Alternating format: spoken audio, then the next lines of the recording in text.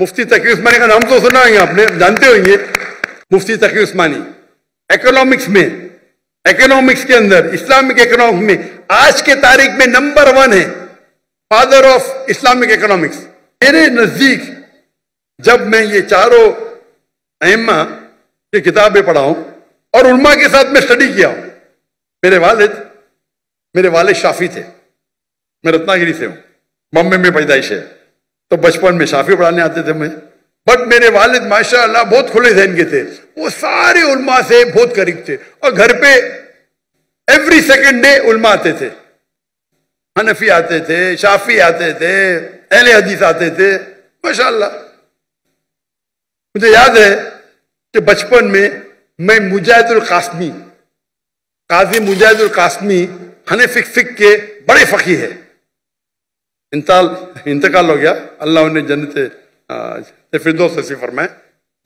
تو پہلی بار جو سیکھا میں حنفی مذہب کے بارے میں وہ تھے قاضی مجاہد القاسمی کے ساتھ.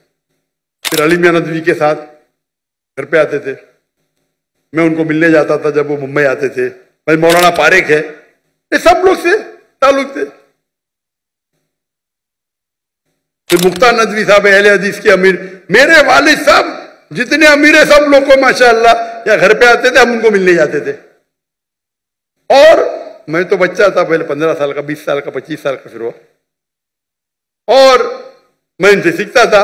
میں کوئی مدرسہ نہیں گیا, لیکن بڑے بڑے علماء کے ساتھ میں بیٹھا اور دین سیکھا. پھر سعودی عرب گیا, شیخ عبدالعزیز فریفی, شیخ صالح منجد, ان کا معیار کچھ الگ ہے. شیخ ددو مالکی اسکالر ہے, دنیا میں آج لوگ کہتے ہیں نمبر 1 پہ, 1 پہ کا 2 پہ, لیکن ٹاپ 5 میں تو ہے یہ سب لوگ. ان سے بیٹھے, ان کے ساتھ سیکھے, ذہن کھلا. سب سے پہلی بار جب میں عربی سیکھنے گیا تھا, عربی میں مہارت مجھے نہیں ہے, ڈاکٹر فا عبد الرحیم انڈیا سے ہے, لیکن ان نے ایک نیا شروع کیا تھا مدینہ یونیورسٹی میں غیر عرب کو عرب سکھانے کے لیے.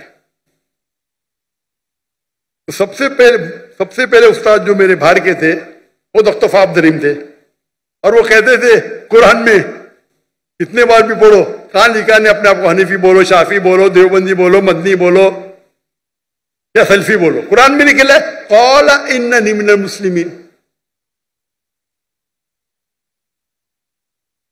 اور دیکھے جاؤ تو